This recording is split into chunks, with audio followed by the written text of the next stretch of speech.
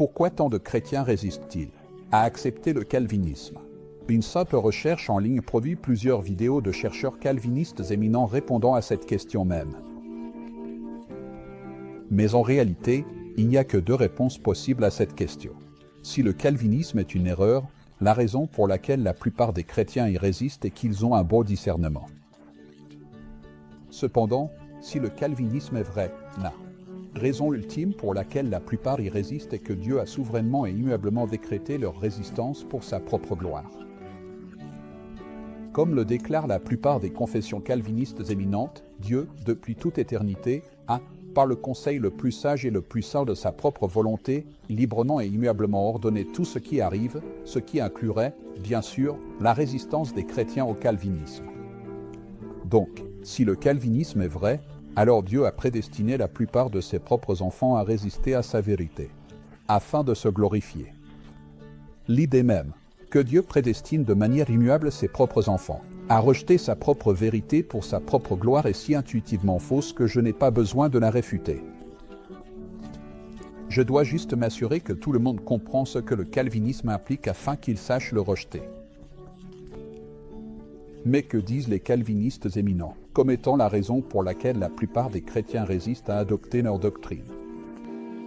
Pourquoi tant de chrétiens sont-ils contre et s'opposent-ils activement à ces concepts? Ne connaissent pas la Bible.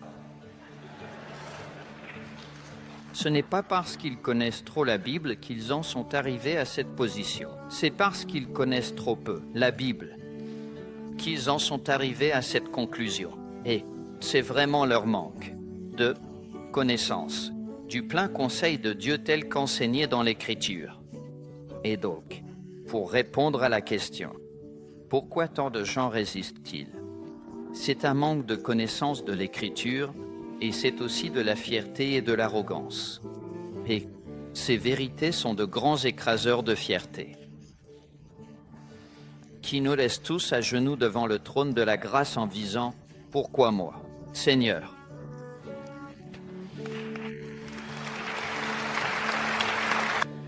Il y a deux choses fondamentales, je pense, que les gens trouvent très difficiles. À quitter le semi-pélagianisme, à embrasser le christianisme.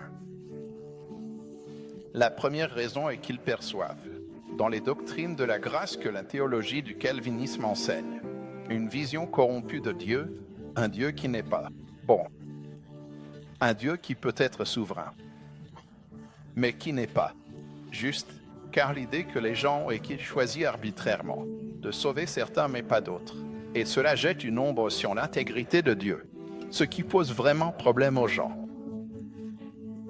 Et il faut un coup sur la tête et la Bible pour vous faire voir que votre vision de Dieu n'est pas assez élevée. Tu n'as pas vraiment compris à quel point il est juste, à quel point il est saint. La question était donc pourquoi la plupart des chrétiens résistent à adopter le calvinisme. Résumons chacun des points que ces calvinistes ont avancés. Premièrement, manquons de connaissance de la Bible. Deuxièmement, nous sommes trop fiers et avons besoin d'un coup sur la tête. 3. Nous pensons que le calvinisme rend Dieu injuste, arbitraire et sans intégrité. Mais c'est parce que notre vision de Dieu est tout simplement trop basse.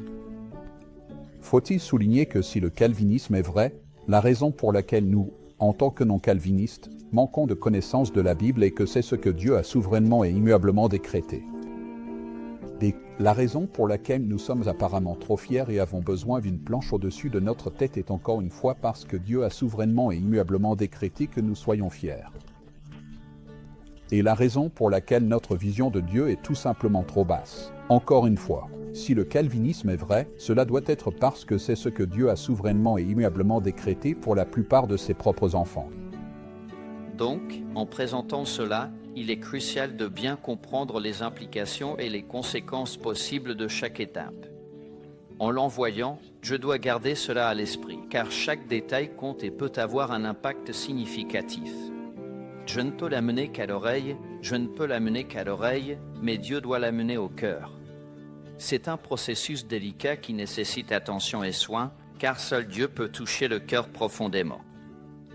Donc, en ignorant le problème logique de l'idée selon laquelle Dieu ordonne à la plupart de ses propres enfants de résister à la vérité. Passons en revue chacun de ces points un par un. Les non-calvinistes ont-ils vraiment moins de connaissances de la Bible que les calvinistes? Si nous ajoutons simplement plus de connaissances de la Bible, les gens deviendront-ils inévitablement calvinistes?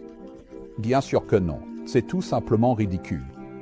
De nombreux érudits calvinistes et non-calvinistes tout au long de l'histoire humaine ont eu une vaste connaissance de la Bible.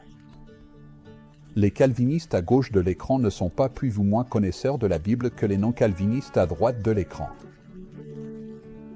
En fait, même les historiens calvinistes admettent que la plupart des érudits avant ça, Augustin, au 5e siècle, a enseigné une théologie du libre arbitre qui s'opposait à ce que nous connaissons aujourd'hui comme le calvinisme.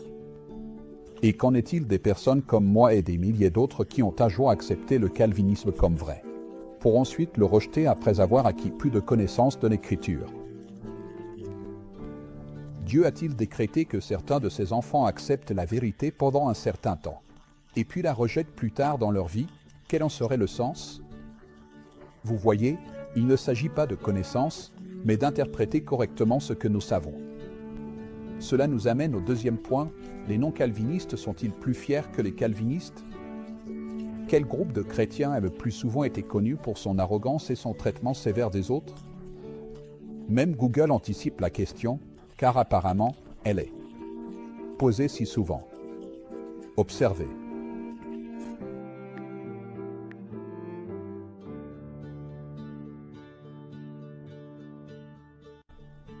Le pasteur calviniste Jean Kipper a été interrogé sur la question suivante: pourquoi les calvinistes sont-ils si négatifs? Voici sa réponse. Et certains types d'esprits sont attirés par cela, et ces types d'esprits ont tendance à être argumentatifs. Ainsi, l'attrait intellectuel du système du calvinisme attire un certain type de personnes intellectuelles, et ces personnes ne tendent pas à être les plus chaleureuses, douces ou tendres. Et par conséquent, elles présentent un plus grand danger d'être hostiles, ou d'être bourrues, ou d'être abruptes, ou d'être insensibles, ou d'être intellectualistes, et je l'avoue simplement. C'est une chose triste et terrible que ce soit le cas. Certains d'entre eux ne sont même pas chrétiens, je pense. Je pense que l'on peut embrasser un système de théologie sans même être né de nouveau. Nous apprécions l'honnêteté de Jean Piper et sa volonté de s'opposer à ceux qui agissent avec arrogance envers d'autres chrétiens. Mais dans ce clip, il admet que c'est une tendance pour ceux qui adoptent la vision du monde calviniste. Et ce n'est pas les doctrines, ce n'est pas la théologie, c'est nous, oui, c'est ça. Et je pense que la dépravation totale met en lumière. Alors pourquoi y a-t-il des calvinistes arrogants? Obika Soda, Krabi est réel et bien dit. Cela a été une tendance tout au long de l'histoire. En fait, les calvinistes étaient plus susceptibles d'utiliser la torture ou la peine de mort contre des opposants théologiques. De plus, historiquement, les calvinistes étaient plus susceptibles de posséder des esclaves et de s'opposer aux efforts des abolitionnistes. Veuillez m'écouter. Je ne dis pas que les calvinistes d'aujourd'hui soutiendraient de telles choses, mais seulement que cette tendance est plus courante parmi ceux qui affirment une idéologie déterministe, tant maintenant que dans notre passé. Maintenant, bien que je ne pense pas qu'un vrai chrétien se vante très fièrement de son salut, quel système doctrinal est vraiment le plus susceptible de donner lieu à l'orgueil et à la vantardise? Le système qui dit que tout le monde peut venir et être sauvé? Ou le système qui dit que seuls les élus, dotés d'un don spécial et unique de grâce, peuvent venir et être sauvés? Les grands chanteurs peuvent devenir fiers, arrogants et vantards en raison d'un don qui leur est donné de manière unique par Dieu. Mais, si tout le monde pouvait chanter aussi bien, il n'y aurait aucune raison de se vanter simplement parce que certains choisissent de ne pas chanter. Concernant le calvinisme, la capacité de croire et d'être sauvé est donnée de manière unique à certains et refusée à tous les autres. Ce qui pourrait mener à l'orgueil ou à un sentiment d'être spécial et élitiste, bien que, d'après mon expérience, les calvinistes n'agissent pas toujours de cette manière, bien sûr. Ce qui nous amène au troisième point. Les non-calvinistes pensent-ils que le calvinisme fait paraître Dieu injuste, arbitraire et sans intégrité parce que leur vision de Dieu est tout simplement trop basse? Tout d'abord, il convient de noter que les mots ont un sens. Le mot arbitraire peut simplement signifier soumis à la volonté ou au jugement individuel sans restriction, dépendant uniquement de la discrétion de chacun. Nous soutenons que l'élection calviniste correspond à cette définition d'arbitraire, qui est le choix inconditionnel de Dieu de sauver certains et non d'autres avant la création, pour des raisons inconnues, basées uniquement sur sa propre discrétion et sans tenir compte de quiconque en dehors de lui-même. C'est arbitraire. Et par définition, si quelque chose est arbitraire, c'est injuste. Si Dieu contrôle finalement les pensées, actions et choix de chacun, et qu'il contrôle certains pour agir de manière à leur donner la vie éternelle, et d'autres pour agir de manière à nier ses provisions de grâce et de miséricorde, afin de recevoir une condamnation éternelle, cela est injuste. Et si l'on dit que Dieu est injuste et arbitraire, cela remet-il en question son intégrité? Bien sûr que oui, mais cette conclusion est-elle fondée sur une vision inférieure de Dieu?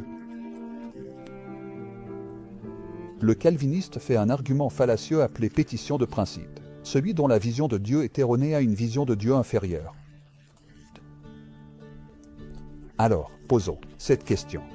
Qui a la vision la plus basse, incorrecte, de Dieu? Cela dépendrait de la norme que vous utilisez pour mesurer.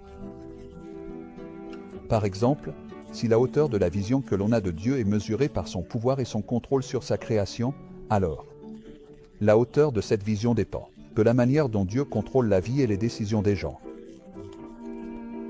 Si, cependant, la hauteur de la vision que l'on a de Dieu est mesurée par l'amour et la compassion désintéressée pour sa création, alors la vision que l'on a de Dieu est mesurée par la manière dont il aime toutes les personnes. Nous croyons que Dieu est le plus glorifié non aux dépens de sa création, mais aux dépens de lui-même pour le bien de sa création. Ce sont les choix de Dieu qui révèlent le mieux son caractère et non ses capacités. Sa capacité à contrôler ne dépasse pas son choix de créer et d'aimer.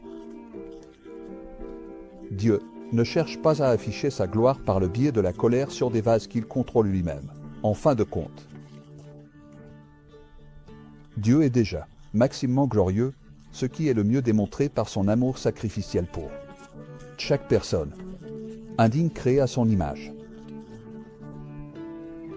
Nous croyons que Dieu est le plus glorifié dans la grâce montrée à tous ses ennemis, et non dans sa capacité à les contrôler.